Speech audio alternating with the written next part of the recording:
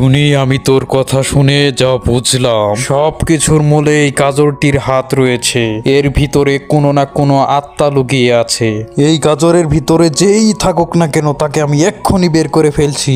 এই কে আছিস সেই গাজরের ভিতরে? বাঁচতে চাইলে এক্ষুনি বের হয়ে যা, না হলে তোকে আমি বোতল বন্দি করব। সাধু বাবার এই কথা শুনে গাজর থেকে সেই ডাইনিটি বেরিয়ে আসে।